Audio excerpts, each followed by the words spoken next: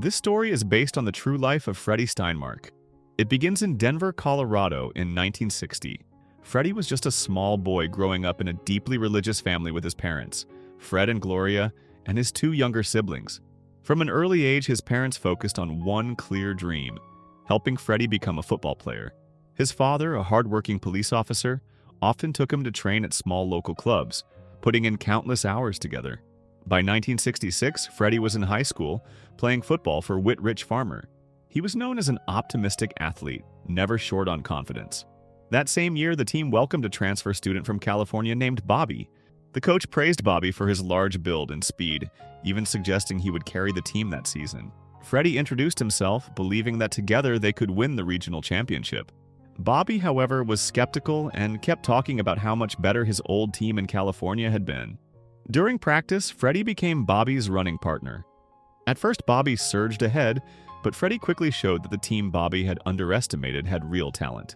At school, Freddie was well liked. He was not only a gifted athlete, but also known for his strong faith. It was no surprise that Linda, a smart and popular student, had a crush on him. Her friend Debbie was eager to help them get acquainted.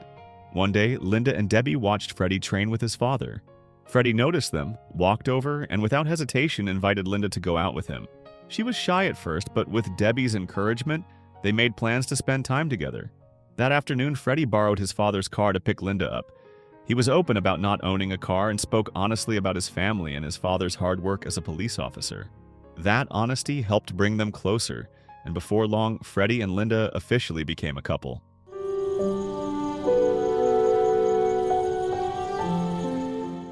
Then came a crucial night game. Their team faced Lakewood High School, a rival they had lost to 15 times in a row. The coach hoped this would finally be the night they broke the streak. Freddie and Bobby helped the team take an early lead, but by the fourth quarter, the score was tied again. The coach turned to Freddie to lift the team's spirit. Freddie was trusted with an 87-yard run, and he delivered. That play sealed the victory and finally ended the long losing streak.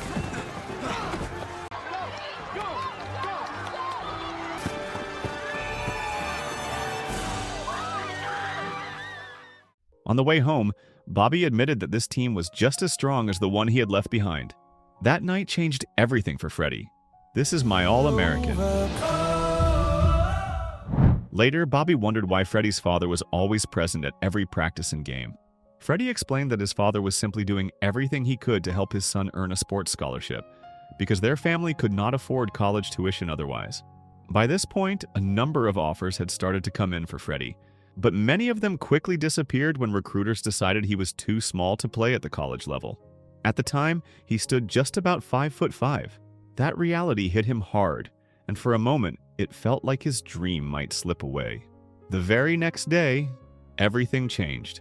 Freddie was called into the locker room where the coach shared news that a recruiter from the University of Texas had come to scout Bobby.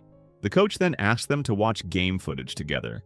Unexpectedly, the recruiter was drawn not just to Bobby, but to Freddie's performance on the field. Soon after, Freddie and Bobby were scheduled to travel to Texas to meet the head coach at the University of Texas, Coach Royal. Hearing that news filled Freddie with excitement. Not long after, the two of them were on their way. When they arrived and saw the massive football facilities, it hardly felt real that they had been given this opportunity. In the end, the decision rested with Coach Royal. When he met them in his office, he explained that he had already studied Freddie's game film. What stood out was Freddie's incredible speed. Coach Royal offered Freddie a full scholarship to the University of Texas and a spot on the team. Bobby received the same offer, and the two would even become roommates on campus. At first, Freddie struggled to believe it. He had spent so long thinking no coach would ever choose a player his size. But Coach Royal proved that football was not just about height. Freddie returned home with Linda, eager to share the news with his father. Hearing it, Fred felt proud and relieved, knowing all those years of hard work had finally paid off. That same night, Linda shared her own surprise. She decided not to attend the University of Colorado after all, and had been accepted into the University of Texas as well. That meant they could stay together without facing a long-distance relationship. 2 months later, Freddie officially stepped into a new chapter of his life. At his first training sessions under Coach Royal, Freddie made an immediate impression. He ran faster than most of the other players and showed no fear going up against much bigger opponents. His effort earned direct praise from the coach, and it was clear that Freddie was starting to shine. One evening, Bobby received news that his brother had been accepted into the military. The possibility of being sent to Vietnam weighed heavily on him. Freddie encouraged Bobby to pray for his brother's safety. Through it all, Freddie remained close to Linda, who was busy with her Spanish classes on campus. Freddie often shared his excitement about football training with Linda. He explained that he was not officially on the varsity team yet, since final selections would only happen after the second year. While walking on campus one day, Freddie met the team captain, Bill. As a freshman, Freddie was treated like just another kid. Still, he stayed confident, believing that once Bill saw him play, things would change. By the spring of 1968, Coach Royal announced 2 intense weeks of spring training. During that period, weaker players would be cut. Out of 200 athletes, only 100 would earn a place on the team. Each week came with evaluations and brutal practices. For many of them, it felt like pure torment. Through all of it, the players had to prove themselves. Freddie did exactly that. Week after week, his performance stood out, and his name kept climbing higher on the list. Time moved quickly, and by the fall of 1968, Coach Royal began experimenting with different lineups, rotating between his 4 best quarterbacks. The team captain, Bill, struggled to deliver his best performance. After one practice, another quarterback named James took notice of Freddie's speed and effort on the field. He saw the potential to work together, with Freddie leading the defense. Even so, Freddie understood the team hierarchy and knew that James would first need to surpass Bill, who was still considered one of the best quarterbacks in Texas. Around that same time, Freddie noticed Bobby growing frustrated. Bobby had been moved to an offensive position and feared it was a quiet way for the coaching staff to push him off the team. Freddie encouraged him to stay strong, reminding him of the promise he had made to his brother that he would not fail. Soon after, Bobby was called into Coach Royal's office. There, the coach made it clear that Freddie was currently his strongest player. Freddie could run, hit hard, and even anticipate where the ball was going. Because of that, Coach Royal confirmed that Freddie had earned a spot on the team. He became the first freshman Coach Royal had personally selected since Tommy Robbins, a well-known player from earlier years. For Freddie, that recognition was a deep honor. Not long after, Freddie played in his first game for the University of Texas against Texas Tech. The team struggled badly, and by the end of the second quarter, they were being overwhelmed, leaving Coach Royal visibly frustrated. The quarterback play was far below expectations. In the locker room, the coach made his disappointment clear after what he saw as a humiliating performance. When the third quarter began, Bill once again failed to execute the offense effectively. Coach Royal made a bold decision and sent James onto the field to replace him. The change shocked many, but James quickly showed he could run the system, scoring multiple touchdowns and bringing new life into the game. Suddenly, the gap began to close, and it became clear that the backup quarterback was capable of pushing Bill aside. The game still ended in a loss for Texas, but they had nearly completed the comeback. On another day, Coach Royal noticed Freddie studying alone in the locker room before practice. Freddie was determined to use every moment wisely, making sure both his academics and football stayed on track. Soon after, Freddie saw Bill being called into Coach Royal's office. During the next practice, Bill was nowhere to be seen, leading many to assume he had been replaced. Then, to everyone's surprise, he returned to the field and showed true sportsmanship. He accepted that James was now the starting quarterback and made it clear he was willing to contribute in another role. With James stepping in as team captain and the chemistry finally coming together, the University of Texas began to rack up wins after their 2 early losses. The team went on an undefeated run, with James leading the offense and Freddie anchoring the defense. Freddie's name started appearing constantly on the radio and in newspapers. By the midpoint of the season, Texas had claimed several league victories. Fred and Gloria were often in the stands, watching their son perform on the field. Even as his football career soared, Freddie stayed disciplined, keeping his grades up and continuing to attend church regularly. One day at the gym, Freddie received devastating news. Bobby's younger brother had been killed in Vietnam. Freddie immediately went to find Bobby, worried about how badly the loss had shaken him. Bobby was completely overwhelmed by grief, struggling to process what had happened. Freddie stayed by his side and encouraged him to pray for his brother. Even without a strong religious background, moments like this did not require faith to feel the need for prayer. Freddie knelt and prayed for Bobby's brother, offering quiet support when it mattered most. As time passed, Freddie and Linda continued their lives in Texas, knowing they still had 2 years left before graduation. Freddie held on to his dream of playing in the NFL, and together they planned to get married after reaching their goals. Not long after, Freddie began feeling pain in his leg. He brushed it off, assuming it was just a bruise from playing baseball. By the fall of 1969, the pain returned during a friendly match. Even so, Freddie led the defense and helped his team secure another win. Bobby grew concerned and urged him to see a doctor, but Freddie refused to stop playing. Game after game, including a rematch against Texas Tech, Freddie pushed himself even harder. Texas avenged their earlier loss, and Freddie continued giving everything he had against every opponent. Yet the pain in his leg never went away.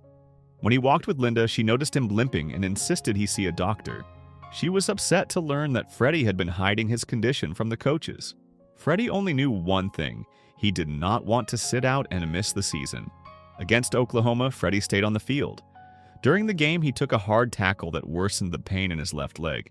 His speed dropped noticeably, though most people assumed it was just the result of the hit. Texas still won the game, and the team rose to become the #1 program in the state. Because of his condition, Freddie was eventually called in by Coach Royal. Coach Mike believed Freddie's leg was getting worse and warned that opposing teams could exploit it if they studied the game footage. Still, Freddie stubbornly insisted on playing. Coach Royal agreed to let him continue, but made it clear that after the next game, Freddie would have to see a doctor if the pain persisted. 1 month later came the showdown between the University of Texas and the University of Arkansas. It was the national championship game, a clash between two undefeated teams. Even President Nixon was in attendance to witness it. The game quickly turned against Texas. Arkansas dominated on both offense and defense, building a lead. Freddie fought relentlessly on defense and managed to stop a touchdown, but the pain in his left leg grew unbearable. Coach Mike suggested pulling him out, yet Coach Royal hesitated, trying to keep his best player on the field until Freddie could no longer run at full speed. In the locker room, Coach Royal rallied the team. He reminded them of the long journey they had taken all season, the exhausting practices, the hours in the gym, and every opponent they had overcome to reach the top. When the championship game resumed, Freddie struggled to keep up, and another touchdown slipped through. Even when he managed a solid hit afterward, the impact sent sharp pain through his leg. Freddie forced himself to keep playing, pushing past his limits. At one point, unable to chase down an opponent, he committed a penalty by grabbing a jersey, a desperate act driven by pain and determination rather than skill. The game grew even more intense. Texas was still trailing, and only 4 minutes remained on the clock. With everything on the line, the final strategy was put into motion. James organized the offense, and the team held on to the hope that this last plan would turn everything around. When the score was finally tied and Texas managed to strike back against Arkansas, Coach Royal made a crucial decision. He sent Freddie back onto the field. Running on pure determination and whatever strength he had left, Freddie did his job. He stayed tight on the offensive players and helped stop Arkansas from scoring again. In the end, Texas held on, winning the game and claiming the national championship in 1969. The victory sparked celebrations across campus. But amid the joy, Linda noticed something troubling. Freddie's leg looked worse than ever. She insisted that he see a doctor the very next day. Reluctantly, Freddie finally told Coach Royal about his condition. After becoming national champions, the team was supposed to continue competing in another league. This time, Coach Royal had no choice but to make Freddie rest. He reassured him that without Freddie's effort, they would never have won the national title in the first place. After a medical examination, Freddie received devastating news. Doctors found cancer in his leg, and he needed to be referred immediately to a hospital in Houston. The shock was overwhelming, knowing this diagnosis would likely end his football career. Freddie informed his father, and without hesitation, Fred and Gloria prepared to travel with him to Houston. Coach Royal was also informed by the doctors. Even though he was in the middle of a meeting, he decided to head to Houston that very night. At the hospital, doctors explained that the tumor in Freddie's leg would need to be biopsied. They confirmed it was bone cancer. There were only 2 possibilities. If the tumor was benign, it could be removed. If it was malignant, Freddie's leg would have to be amputated up to the hip. When the surgery was over, Freddie had lost his left leg. Fred and Gloria stayed by his side, offering constant support. Linda was there too. Freddie had even tried to give her the chance to walk away and choose a different life, but she refused to leave him. Back in Texas, Coach Royal gathered the team. They had not yet heard what happened. He explained that Freddie had been playing with a tumor the size of a baseball in his thigh bone. Even the doctors could not believe he had continued playing football under those conditions. Freddie had undergone surgery and his leg had been amputated. Questions followed about whether Freddie could attend future games, but the reality was clear. He needed at least a month of rest before he could even leave the hospital. Bobby did not wait. He showed up with a pair of crutches, hoping Freddie could start moving again. Doctors stopped him, warning that using them too soon could reopen the surgical wounds and cause further trauma. After another month, Freddie was cleared to leave the hospital, but only in a wheelchair. Still, stubborn as ever, Freddie refused to accept that limitation. He convinced Bobby to help him prove the doctors wrong. Every day, for hours at a time, Bobby stood by him as Freddie practiced walking with crutches, pushing himself far beyond what anyone expected. One day, Coach Royal came to visit, and a nurse explained that Freddie could not stay in bed. Even with doctors ordering him to rest, Freddie spent hours every day training on his own. Eventually, Dr. Martin stepped in and finally gave in. He made it clear that this was a hospital, not a training camp. He strongly advised against Freddie using crutches so soon, but in the end, the choice was left to Freddie himself. Before Dr. Martin left, Freddie asked for complete honesty about how much time someone in his condition might have left. The doctor explained that patients with amputated bone cancer typically lived less than a year after surgery. Freddie accepted that truth with remarkable calm and strength. Not long after, Freddie made his way to the Cotton Bowl where his team was set to play. Walking into the locker room was an emotional moment for him. Even then, he continued offering guidance to his teammates. What touched him most was seeing that his locker was still there, complete with his helmet and jersey, just as it had always been. Freddie sat down and changed into his football shoes. As Coach Royal prepared the team, Freddie led them toward the field. At the tunnel entrance, the players paused to let Freddie go first. When he emerged, the crowd erupted in applause. The entire stadium rose to honor him. Everyone there knew the name, Freddie Steinmark. That day, the University of Texas won the game, and true to his word, Coach Royal presented Freddie with the game ball. Decades later, in 2010, Coach Royal was interviewed about the most legendary players in Texas football history.